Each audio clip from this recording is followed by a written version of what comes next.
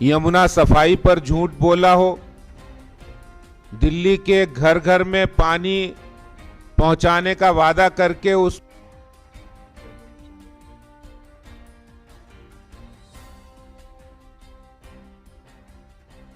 पर झूठ बोला हो, बेरोजगारी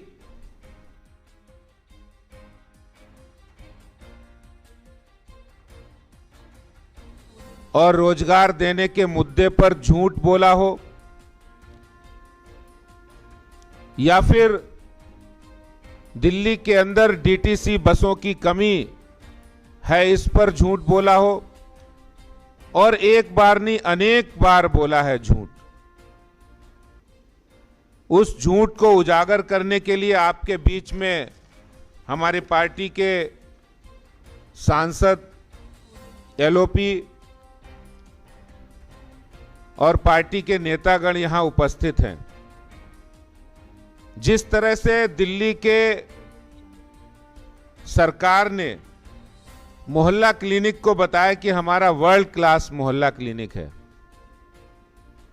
वो वर्ल्ड क्लास मोहल्ला क्लिनिक थर्ड क्लास मोहल्ला क्लिनिक के रूप में कैसे बदल गया है, इसकी भी जानकारी हम आपको देंगे। क्योंकि 1000 मोहल्ला क्लिनिक का पहाड़ा पड़ने वाले विधानसभा से लेकर दिल्ली से लेकर पूरे देश के अंदर लोगों को झूठ बताने वाले कि हमने 1000 मोहल्ला क्लिनिक खोलने हैं, खोल दिए हैं। एक बार नहीं, बार बार बताया 1000 मोहल्ला क्लिनिक खोलेंगे, 1000 मोहल्ला क्लिनिक खोल देंगे। कई बार उन्होंने इस बात की, इस इबारत को कई बार दोहराया, लेकिन हकीकत इससे परे है।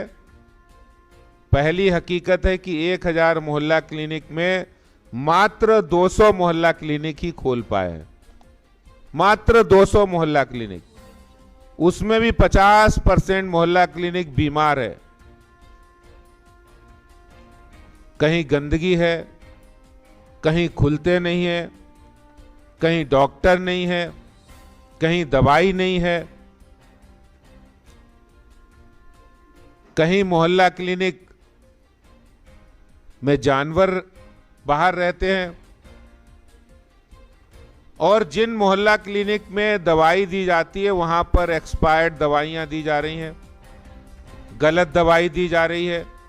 जो दवाइयां बच्चों को देनी नहीं चाहिए वो दवाई देकर बच्चों की पिछले 6 महीने पहले मृत्यु हुई थी, और फिर वो उन बच्चों को सही करने के लिए केंद्र सरकार और एमसीडी के अस्पतालों में उन बच्चों का इलाज हुआ, वहां सही हुए। यहां तक कि मोहल्ला क्लिनिक के अंदर यौन शोषण की भी घटनाएं हुई हैं, मोहल्ला क्लिनिक के अंदर भ्रष्टाचार हुआ है।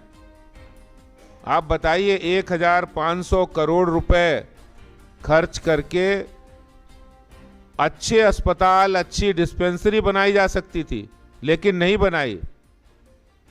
और मोहल्ला क्लिनिक क्या हो गया है? मोहल्ला क्लिनिक दिल्ली के जो मुख्यमंत्री हैं, जो महा झूठे हैं, देश के फर्जीवाल है, उनके इश्तहार का वो अड्डा हो गया है। मोहल्ला क्लिनिक बंद पड़ा है, जानवर घूम रहे हैं, और उस बंद पड़े मोहल्ला क्लिनिक पर हंसती मुस्कुराती दिल्ली के महाझूठे, देश के महाझूठे मुख्यमंत्री की तस्वीर लगी है फर्जीवाल की। तो उनके जो मोहल्ला क्लिनिक है वो मात्र एडवर्टीजमेंट का, इश्तहार का अड्डा बन गए। पूरी दुनिया ने देखा है कि जिस समय मोहल्ला क्लिनिक में वैक्सीन लगाने की आवश्यकता थी, उस समय कोरोना के समय वैक्सीन नहीं लगी। वहां पर वैक्सीन लगती तो शायद उस समय लोगों को बहुत मदद मिलती, टेस्टिंग होती तो बहुत मदद मिलती, लेकिन वो काम वहां नहीं हुआ। मोहल्ला क्लिनिक पर झूठ बोला है, जो मुद्दे मैंने आपको बताया उन सब पे झूठ बोला है, और इस झूठ की एक तस्वीर, एक वीडियो के माध्यम से मैं आपको दिखाना चाहता हूं इससे पहले कि हमारे अन्य पार्टी के नेतागण यहां अपनी बात रखें, मैं आपको वो सारी वीडियो आपको दिखाना चाहता हूं जिसके माध्यम से आपको वास्तव में पता लगेगा कि क्या हकीकत है और क्या फसाना है।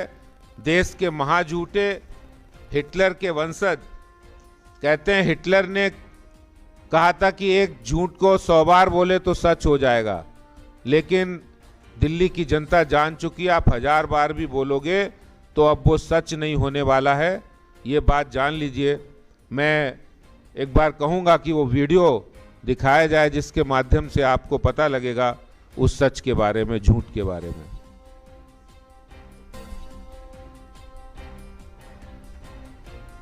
1000 क्लिनिक, 1000 मोहल्ला क्लिनिक, 1000 क्लिनिक, 1000 मोहल्ला क्लिनिक। इस 31 दिसंबर तक 1000 मोहल्ला क्लिनिक पूरी दिल्ली में बनके तैयार हो जाएंगे। 1000 डिस्पेंसरी पूरी दिल्ली के अंदर। केजरीवाल को कड़ी फटकार लगाते हुए हाई कोर्ट ने केजरीवाल सरकार से ये पूछा है कि मोहल्ला क्लिनिक पर जो विज्ञापन दिए गए आखिर उसका क्या फायदा है, जब जरूरत के समय ये मोहल्ला क्लिनिक काम नहीं आ सकते हैं। तो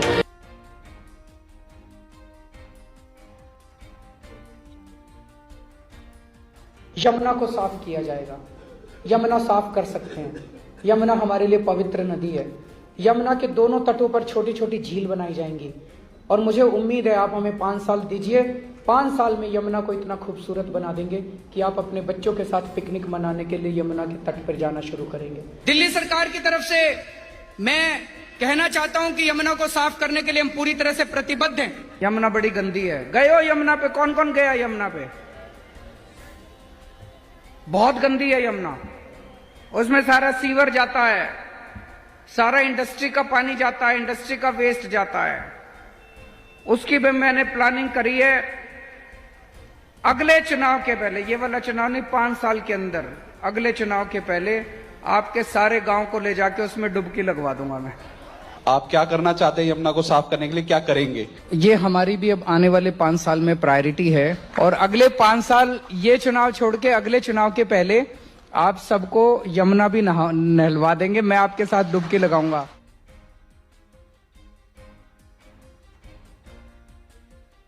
गारंटी देते हैं कि आपको 24 घंटे पानी मिलेगा, आपकी टूटी में मिलेगा, 24 घंटे पानी मिलेगा और शुद्ध साफ पानी मिलेगा।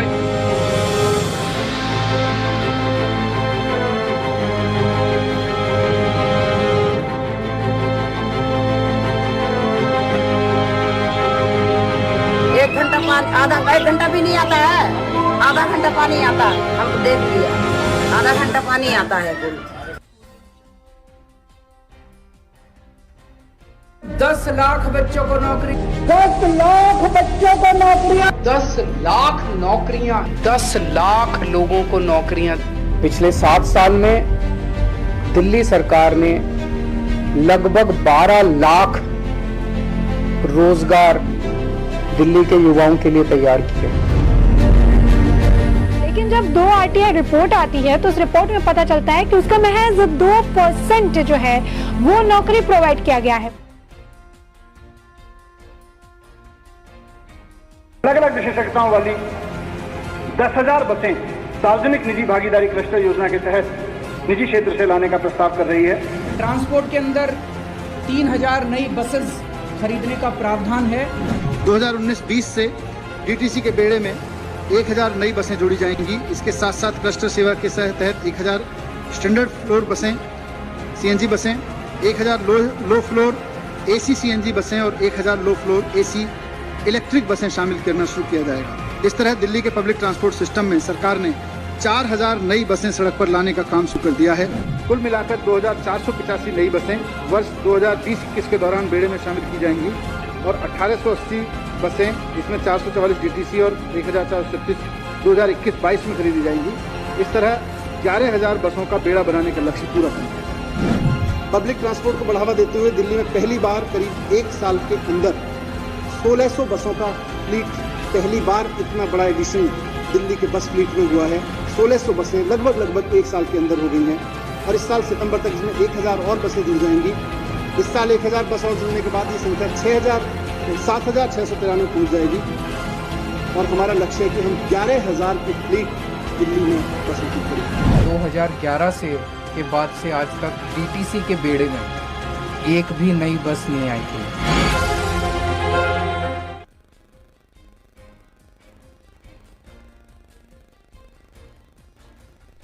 धन्यवाद। अब मैं निवेदन करूंगा विधानसभा में हमारे विपक्ष के नेता आदरणीय रामवीर सिंह विधूड़ी जी के से कि वो पानी पे जो झूठ है, इस फर्जीवाल का जो झूठ है वो आपके सामने रखें। रामवीर सिंह विधूड़ी जी।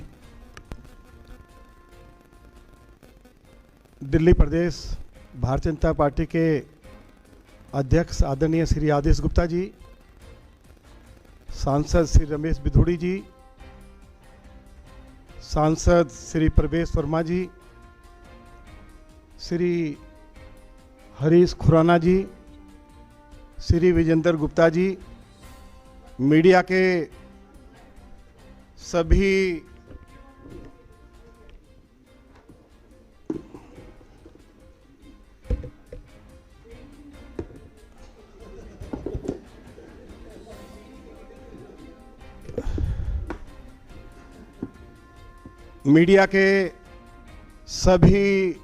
सम्मानित साथियों, आप सभी को मेरा नमस्कार। दिल्ली के मुख्यमंत्री श्री अरविंद केजरीवाल और उनकी सरकार में जल मंत्री श्री सत्येंद्र जैन ने पिछले 7 सालों में 73 बार झूठ बोला है कि हम दिल्ली के लोगों को 24 घंटे क्लीन वाटर उपलब्ध कराएंगे।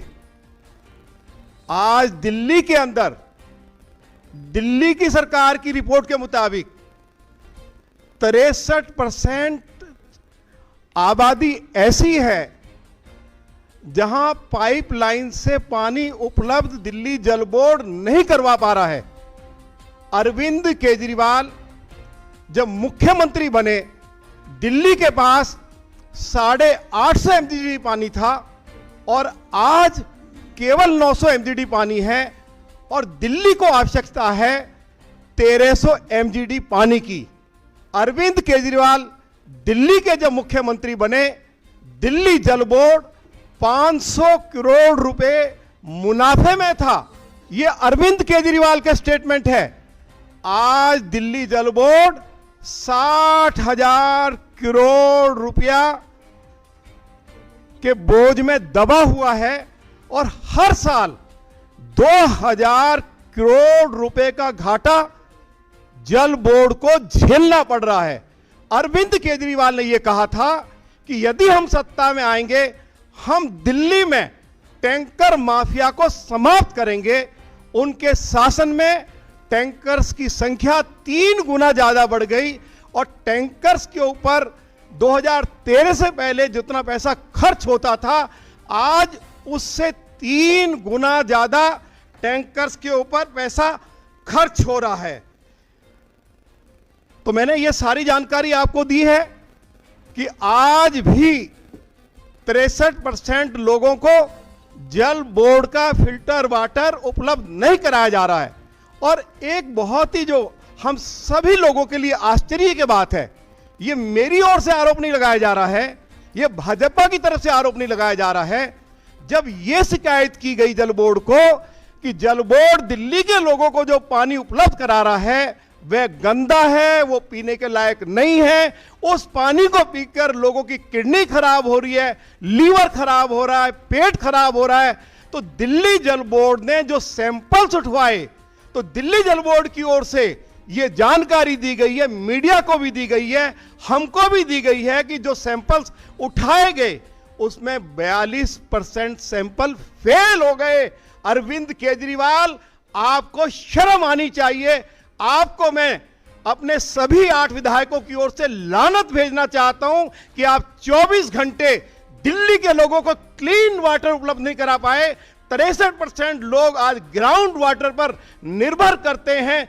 जल बोर्ड 2000 करोड़ रुपए के घाटे में चला गया। 60,000 करोड़ रुपए का कर्जा दिल्ली सरकार का जल बोर्ड के ऊपर है। ये हालत आज आपने जल बोर्ड की बना दी है और दिल्ली के लोग बूंद बूंद पानी के लिए तरस रहे हैं। 2-2 दिन तक लोगों को 1 घंटा पानी भी दिल्ली देहात में अनऑथराइज कॉलोनीज में जहां 60 लाख लोग रहते हैं उनको अरविंद केजरीवाल की सरकार उपलब्ध नहीं करवा रही है। इसलिए अरविंद केजरीवाल और उनके मंत्री नैतिक जिम्मेवारी लेते हुए उनको अपने पद से इस्तीफा देना चाहिए कि वो 7 साल में लोगों को क्लीन वाटर 24 घंटे उपलब्ध कराने की बात कर रहे थे, वे नहीं करवा पाए। मैं यही कहना चाहता हूं। धन्यवाद रामवीर जी। अब मैं निवेदन करूंगा पश्चिमी दिल्ली से हमारे सांसद भाई परवेश वर्मा जी से कि आपको जो फर्जीवाल का जो जमुना के ऊपर जो फर्जीवाड़ा है उसके बारे में बताएं। परवेश वर्मा जी।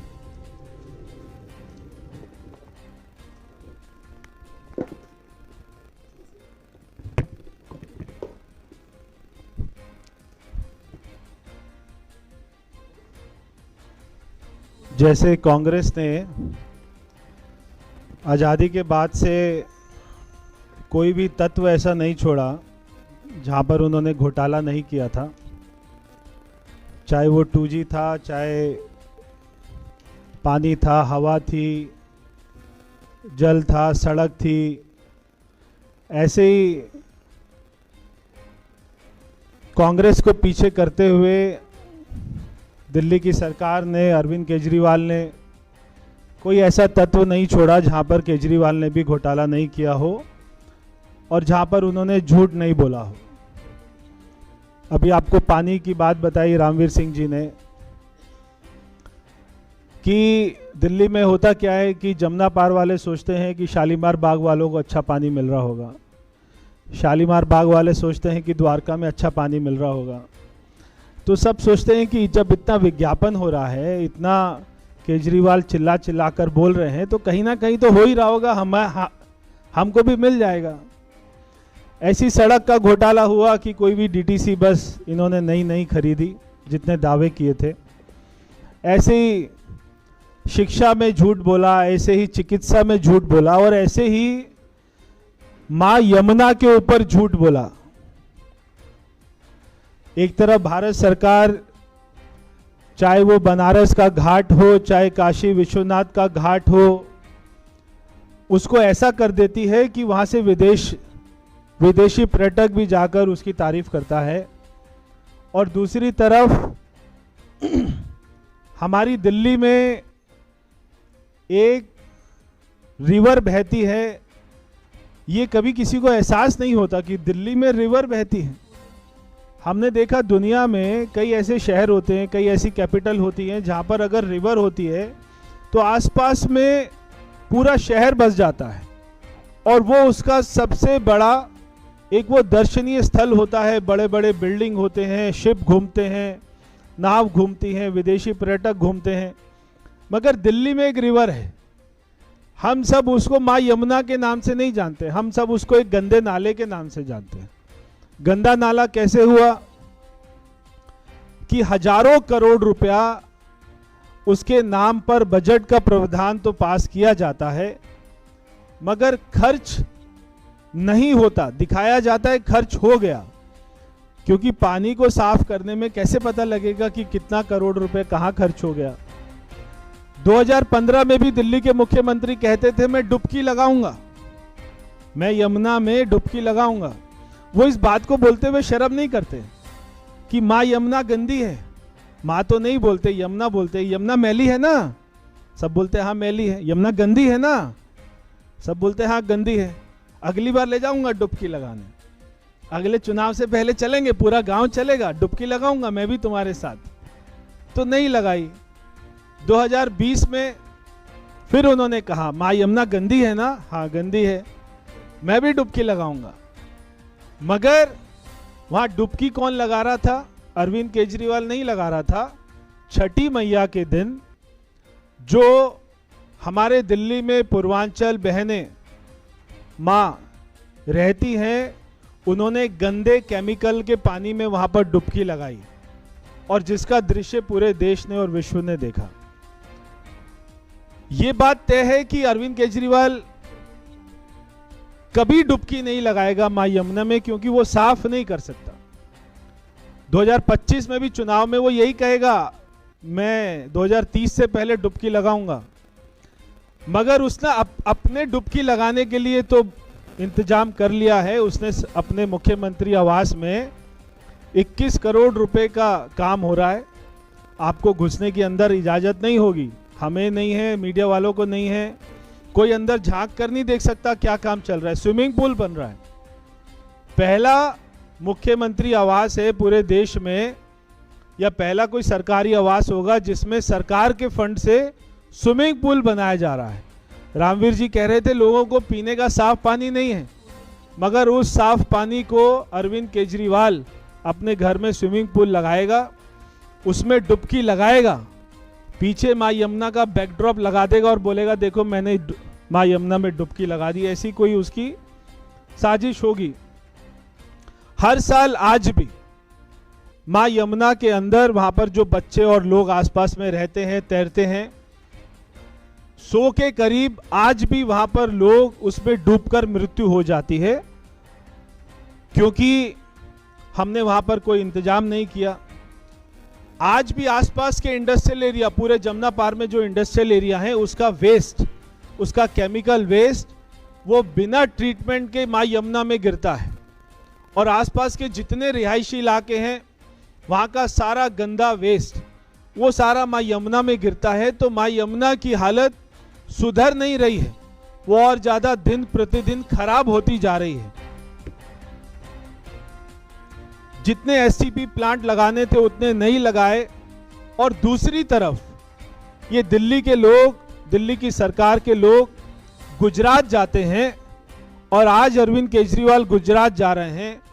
मैं उनसे कहूंगा वो साबरमती रिवर फ्रंट देखिएगा वहां पर जरूर, जिसका उद्धार हमारे उस समय के मुख्यमंत्री और आज के प्रधानमंत्री हमारे नरेंद्र मोदी जी ने किया था। कि साबरमती रिवर फ्रंट अगर आप देखेंगे वो भी पहले ऐसे मां यमुना की तरह था, मगर आज पूरा अहमदाबाद, पूरा शहर वहां पर खाना खाने के बाद में शाम को टहलने के लिए लाखों की संख्या में लोग जाते हैं। तो क्या मां यमुना के आसपास ऐसा नहीं हो सकता कि वहां पर भी रिवर फ्रंट बने और पूरा दिल्ली के 10 लाख लोग, 5 लाख लोग संडे के दिन या रात को खाना खाने के बाद वहां पर टहले, उनको साफ हवा मिले, उनको लगे कि दिल्ली में कोई मां यमुना रहती है। तो बहुत बड़ा झूठ अरविंद केजरीवाल ने मां यमुना के ऊपर भी बोला है, ये मुझे कहना था। धन्यवाद प्रवेश जी। अब मैं निवेदन करूंगा सदा सिरसा जी से, चूंकि उनको जाना है, आपके सामने इस फर्जीवाल का झूठ उजागर करें। धन्यवाद। मैं खास तौर पर दिल्ली और देश के लोगों को ये जरूर बताना चाहता हूँ, ये नौटंकीबाज केजरीवाल जो कभी भोला बन जाता है, कभी कोई ड्रामे का अपने मुंह पे मुखौटा लगाता है, लेकिन हमें दुख और अफसोस है कि पंजाब जैसे पवित्र गुरुओं की धरती, पीरों फकीरों की धरती, उसके ऊपर भी अब अरविंद केजरीवाल ने आग लगाने का काम शुरू कर दिया है। मैं आपको याद दिलाना चाहता हूँ, 3 दिन पहले जो वहाँ पे पटियाला में सब कुछ हुआ, वो कुछ ऐसा नहीं है कि अचानक हो गया, कुछ ऐसा नहीं है कि बिना पता चले कुछ हो गया। इस सब की जानकारी पंजाब पुलिस, पटियाला पुलिस को थी, क्योंकि अरविंद केजरीवाल सुपर सीएम है। पंजाब पुलिस, पंजाब प्रशासन जो है अरविंद केजरीवाल को रिपोर्ट करता भगवंत मान की जगह।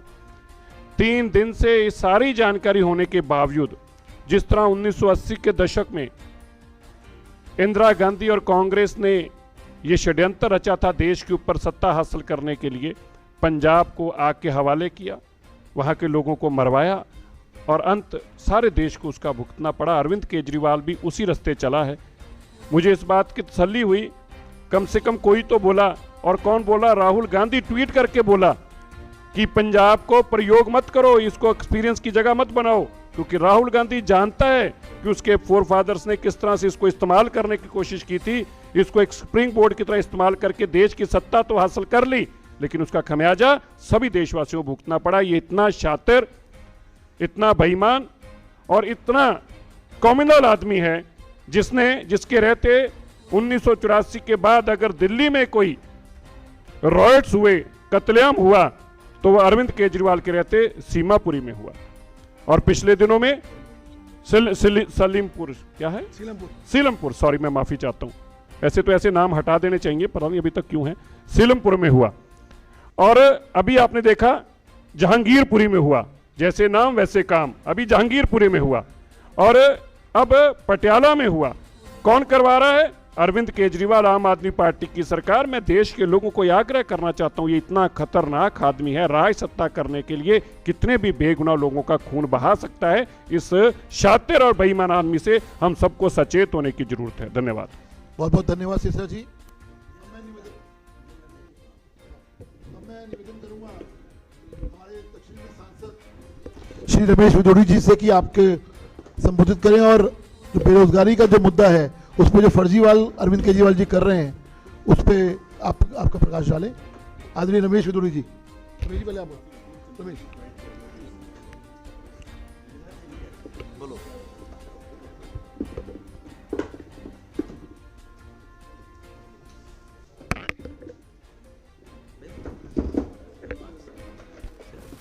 इधर रख दे।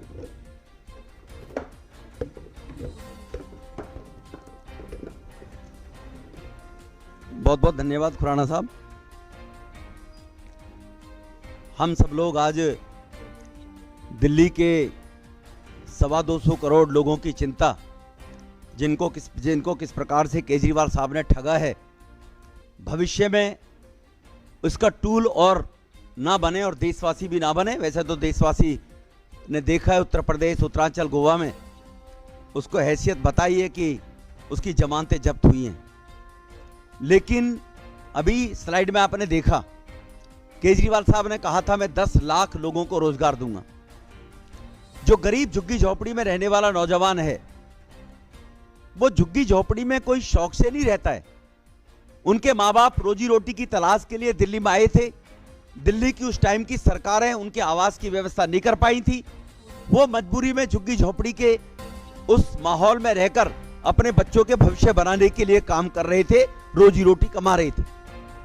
उनको आश्वासन दिया कि मैं दिल्ली में स्कूल बनने के बाद 20 कॉलेज बनाकर तुम लोगों को अच्छी शिक्षा मिलेगी तो रोजगार मिलेगा, और दिल्ली में 10 लाख रोजगार देने का मैं काम करूंगा, ये बोला उन्होंने। उसके बाद फिर बोला मैं 8 लाख रोजगार देने का काम करूंगा। लेकिन रोजगार दिए कितने? वो आरटीआई के माध्यम से आपको जानकारी मिली है, 440 लोगों को रोजगार केवल दिल्ली में 7 साल में केजरीवाल दे पाया है।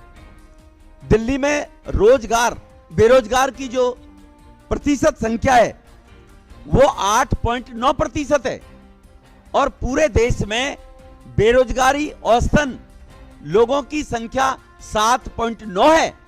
पूरे देश में 7.9 और दिल्ली में 8.9 है।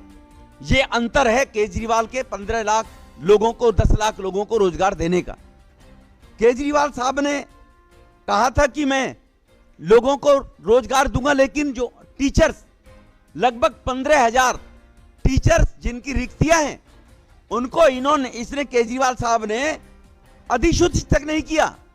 स्कूल में टीचर है नहीं, लेकिन जो गेस्ट टीचर बेचारे रहते हैं, वो गेस्ट टीचर कहते हैं आपने तो कहा था मैं सबको परमानेंट करूंगा, हमें परमानेंट कर दो। उन गेस्ट टीचरों को भी परमानेंट करने का ये विरोध कर रहे हैं, और एक तरफ कहते हैं मैं 10 लाख लोगों को रोजगार दूंगा। दिल्ली के अंदर 40% ऐसे जो टीचर के पद खाली पड़े हुए हैं जिनका विरोध कर रहे हैं। इसलिए केजरीवाल साहब, आपने जो सपने दिखाए थे, सब्ज बाग पैदा किए थे, उन सब्ज बाग की जानकारी दिल्ली के लोगों को होनी चाहिए। उन गरीब झुग्गी झोपड़ी में रहने वाले, अनियमित कॉलोनी में गरीब परिवार के बच्चे जो रोजगार के लिए दर दर की ठोकरें खा रहे हैं, अब इसको ये बात उनको जानकारी आनी चाहिए कि केजरीवाल दुनिया का सबसे बड़ा फरेबी और झूठा व्यक्ति है और लोगों को गुमराह करता है। और जैसे सिरसा जी बोलकर गए हैं कि दिल्ली के अंदर ही नहीं, देश के लिए अनारकी पैदा करने वाला व्यक्ति शासन सत्ता के लिए किस स्तर तक हर क्षेत्र में गिर सकता है, वो प्रमाण गरीब नौजवानों के साथ केजरीवाल ने जो छल किया है वो हम सबके सामने, ये चंद मैंने आप सबको उदाहरण दिया है। यही कहकर मैं अपनी वाणी को विराम दूंगा। बहुत बहुत धन्यवाद। बहुत बहुत धन्यवाद रमेश जी। अब मैं निवेदन करूंगा हमारे विधायक श्री विजेंद्र गुप्ता जी से कि जो फर्जी जो बस में होता करता है, ये जो मुख्यमंत्री जी जो बस घोटाले करते हैं उसके बारे में आप सबके सामने तथ्य रखें। आदरणीय विजेंद्र गुप्ता जी। साथियों, दिल्ली में पिछले 2 महीने में डीटीसी की 5 बसों में सड़क पर खड़ी हुई चलते हुए आग लग चुकी है।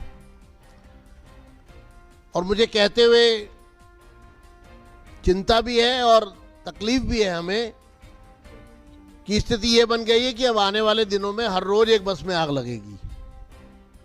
दिल्ली की सरकार इस मामले को दबा रही है क्योंकि दिल्ली में चलने वाली डीटीसी की सभी बसें ओवर एज्ड हैं, अर्थात 12 साल पुरानी है और 7.5 लाख किलोमीटर से ज़्यादा चल चुकी है। उनको जंक यार्ड में पहुंचा देना चाहिए था, लेकिन उन्हीं पुरानी बसों पर एक एग्रीमेंट किया गया पिछले दिनों जिसमें 50 लाख रुपए 1000 बसों का 50 लाख रुपए पर बस के हिसाब से उसकी पेमेंट की जा रही है और उनको फर्दर 3 साल और चलाया जाएगा। लगभग 500 करोड़ रुपया सिर्फ ओवरेज बसेस का 1000 बसेस की मेंटेनेंस पर पेमेंट हो रही है, जबकि नॉन एसी 1000 बसें 500 करोड़ में आ सकती थी। ये जो स्थिति बनी हुई है दिल्ली में, 5000 करोड़ रुपए का स्कैम किया बस खरीद में, जिसकी सीबीआई जांच कर रही है। दिल्ली की डीटीसी में एक भी बस अप टू मार्क है नहीं और 2200 करोड़ रुपए सालाना उसमें घाटा हो रहा है। यानी कि 2200 करोड़ रुपए घाटे में डीटीसी चल रही है और बस एक भी नहीं है। पिछले 50 साल से दिल्ली के स्कूलों में बच्चों के लिए डीटीसी से बसें दी जाती थी और आज अचानक दिल्ली के सभी स्कूलों से डीटीसी की बसें विड्रॉ कर ली गई हैं और वो छोटे छोटे बच्चे 4 साल के, 5 साल के, 6 साल के जो सुरक्षित इन बसों में ट्रैवल करते थे, स्पेशल बसेस जो दी गई थी डीटीसी की तरफ से, अब वो बच्चे उनके किस्मत पर छोड़ दिए गए हैं, उनके अभिभावकों के ऊपर छोड़ दिए गए हैं कि वो कैसे भी उसको ट्रैवल करवाएं, रिस्क लें, बच्चा स्कूल पहुंचे नहीं पहुंचे वो पेरेंट्स जाने। तो कुल मिलाकर के डीटीसी की बसें पिछले 7 साल में एक भी बस ऐड नहीं हुई। जो बसें थी वो सब ओवरेज हो गई। 2200 करोड़ डीटीसी घाटे में चली गई, जबकि ये जब सत्ता में आए थे तो उस साल घाटा मात्र 1019 करोड़ रुपए था। 1019 करोड़ से घाटा 2200 करोड़ पर पहुंच गया डीटीसी का। बसें उस समय दिल्ली में लगभग 5300 थी, आज डीटीसी के पास एक भी बस नहीं है। 5300 में से एक भी बस नहीं है। घाटा 1019 करोड़ से 2200 करोड़ पहुंच गया।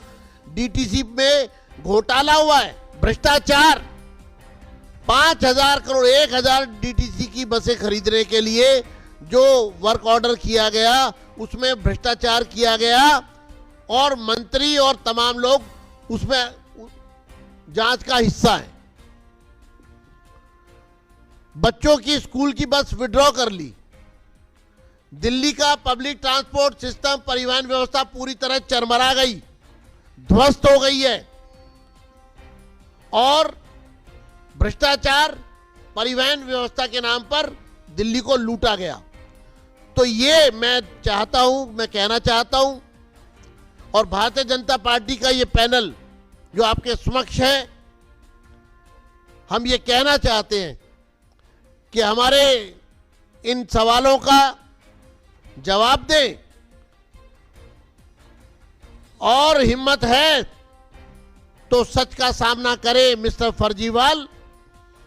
कब तक झूठ की आप यहां पर दुकान चलाते रहेंगे, लोगों को गुमराह करते रहेंगे? दिल्ली को तहस नहस करने का काम अगर किया है तो केजरीवाल सरकार ने किया है। धन्यवाद। बहुत बहुत धन्यवाद वीरेंद्र जी। किसी का कोई सवाल हो तो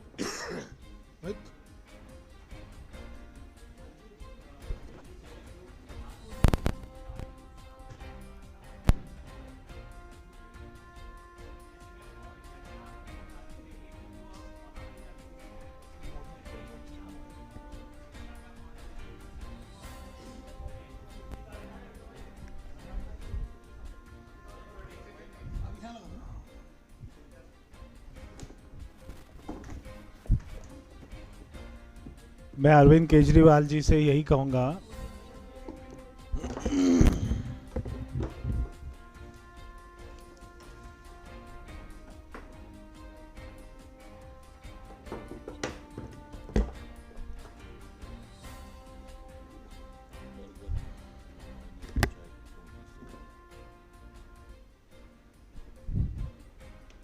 हम सभी जानते हैं कि सन 2000 में एक बहुत बड़ा अर्थक्वेक आया था गुजरात में और पूरा कच्छ पूरा तहस नहस हो गया था। मगर आज मैं वहाँ पर साल में एक बार जाता हूँ क्योंकि हमारी संस्था ने वहाँ पर 2 गांव बनाए थे।